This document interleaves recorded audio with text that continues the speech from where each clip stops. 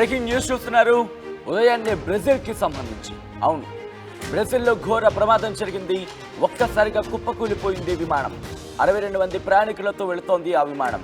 అయితే దురదృష్టవశాత్తు ఏ ఒక్కరూ కూడా బతికి బయటపడలేదు.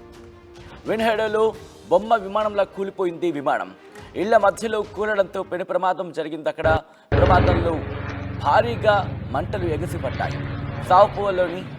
సావుపాలోని ఎయిర్పోర్ట్కు వెళుతుండగా ఈ ఘటన జరిగింది. ప్రమాదంపై అధ్యక్షుడు లులా డా సిల్వా దిగ్భ్రాంతి వ్యక్తం చేశారు.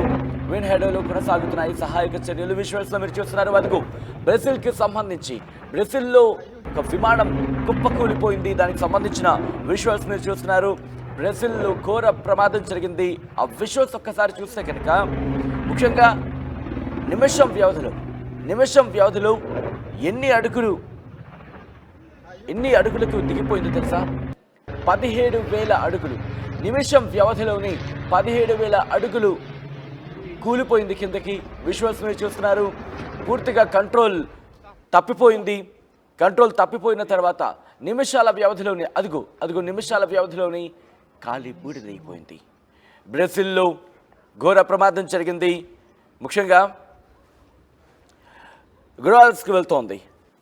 కాస్కావల్ నుంచి గురాల్స్కి వెళ్తూ ఉండగా ప్రమాదం జరిగినట్టుగా తెలుస్తోంది. అయితే దాదాపు మధ్యాహ్నం 1:30 ప్రాంతంలో, స్థానిక కాలమానం ప్రకారం 1:30 ప్రాంతంలో ఆ ఘటన జరిగింది. విజువల్స్లో మీరు చూస్తున్నారు. అక్కడ ఒక మహిళ ఫోన్ చేస్తూ ఉండగా ఈ ప్రమాదం జరిగింది. ఒక్కసారిగా షాక్ గురైనట్టుగా సదరు మహిళ చెప్పిన పరిస్థితి విజువల్స్లో మీరు చూస్తున్నారు. బ్రెజిల్లో విమానం కుప్పకూలిపోయింది. ఈ ఘటనలో 57-58 మంది ఇన్ఫాక్ట్ దాంట్లో ప్రయాణిస్తున్నట్టుగా తెలుస్తోంది. వాళ్ళతో పాటు 4 విమాన సిబ్బంది కూడా ఈ ప్రమాదంలో మృతి చెందినట్టుగా సమాచారం. విజువల్స్లో మీరు చూస్తున్నారు. బ్రెజిల్కి సంబంధించి బ్రెజిల్లో ప్లేన్ క్రాష్ అయింది. ఈ ఘటనలో సావుపాలోని ఈ ఘటన జరిగింది. ఈ ఘటనలో 61 మంది మృతి చెందారు. అయితే ఒక్కసారి విజువల్ చూద్దాం. ప్రమాదానికి సంబంధించి ఆ విమానం కూలే ముందు అక్కడ ఎటువంటి పరిస్థితి ఉంది అనేది ఒకసారి విజువల్లో చూసే ప్రయత్నం చేద్దాం.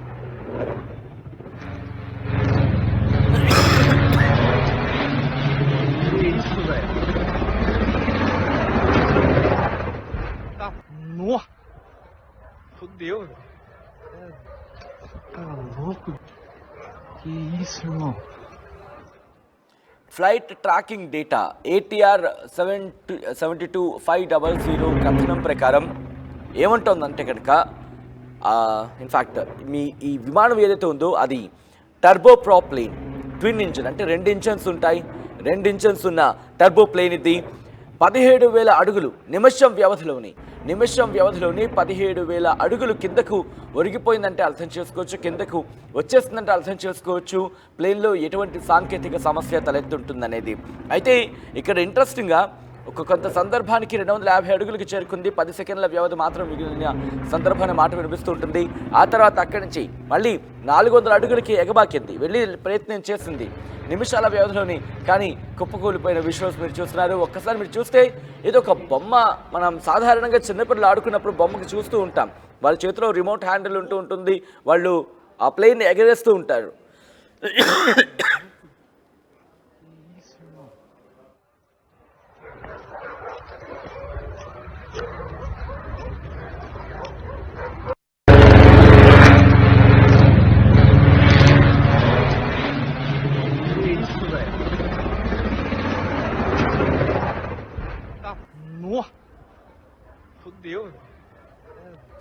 అదిగో మీరు విజువల్లో చూడొచ్చు.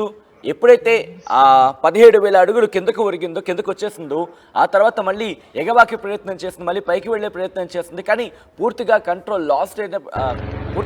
కంట్రోల్ తప్పిపోయిన నేపథ్యంలో ఆ విమానం అలా కిందకు జారిపోతూ కొండ ప్రాంతంలో మనకు కనిపిస్తుంది. అక్కడ కాస్త చెట్లు కూడా మనకు కనిపిస్తున్నాయి. అది కాస్త రెసిడెన్షియల్ ఏరియా.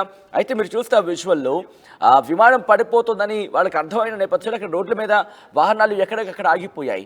కొంతమంది అక్కడ భోజనం చేస్తున్న వాళ్ళు, ఎందుకంటే కొన్ని అంతర్జాతీయ కథనాల ప్రకారం కొంతమంది భోజనం చేస్తున్నప్పుడు మధ్యాహ్న సమయంలో జరగడంతో అక్కడ ఒక్కసారిగా షాక్కి గురయ్యారు. అయితే ఆ విమానం అలా కిందకు దిగుతున్నాడు. బహుశా అక్కడ ఏమైనా సేఫ్ ల్యాండింగ్ అవుతుందేమో అనుకున్నారు. కానీ అది అక్కడ కంట్రోల్ తప్పిపోయింది. 58 మంది ప్రయాణికులు అక్కడికక్కడే ఘటనా ప్రదేశంలో మృతి చెందినట్టుగా తెలుస్తోంది. అయితే ఈ కథనం మిమ్మల్ని కాస్త కలవరపరచవచ్చు. అయితే మిమ్మల్ని కలవరపాటు గురి చేయడం మా ఉద్దేశం కాదు, కానీ ఇటువంటి కథనాలు చూసినప్పుడు కాస్త కలవరపాటుకు గురయ్యే అవకాశం ఉంటుంది. కాబట్టి దీనికి సంబంధించి తగిన జాగ్రత్తలు తీసుకోమని చెప్పి ఆర్టీవీ సూచించడం జరుగుతోంది.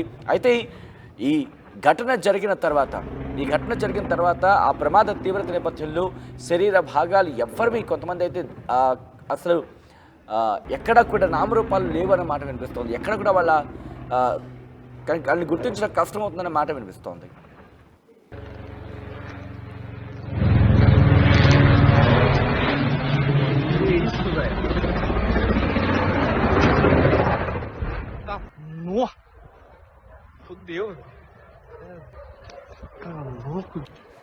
ఆ విజువల్స్ మీరు చూస్తున్నారు. బ్రెజిల్లో ఘోర విమాన ప్రమాదానికి సంబంధించి ఈ ఘటనలో 62 మంది అక్కడికక్కడే మృతి చెందారు. దీంట్లో 58 మంది ప్రయాణికులు ఉండగా 4 విమాన సిబ్బంది ఉన్నారు. ప్రమాద తీవ్రత నేపథ్యంలో అంటే ప్రమాదం జరిగిన వెంటనే పూర్తిగా దగ్ధమైపోయింది, పెద్దగా మంటలు వచ్చినట్టుగా అక్కడ స్థానికులు చెప్తున్నారు. ఆ నేపథ్యంలోనే ఎప్పుడైతే ఈ భారీ స్థాయిలో భారీ ఎత్తున ప్రమాదం జరగడంతో విమానం కాలిపోవడంతో అక్కడ శరీరాన్ని గుర్తించడం కూడా, అక్కడ మృతదేహాన్ని గుర్తించడం కూడా కష్టంగా మారుతోంది. ఈ నేపథ్యంలో ప్రయాణికులకు సంబంధించిన బంధువులు కూడా ఎయిర్లైన్స్ కావచ్చు, లేకపోతే బ్రెజిల్ ప్రభుత్వం రిక్వెస్ట్ చేయడం జరుగుతుంది. వాళ్ళకి సంబంధించి గుర్తింపు ఉంటే కనుక గుర్తించడం కాస్త సులభతరం అవుతుందంటూ కూడా.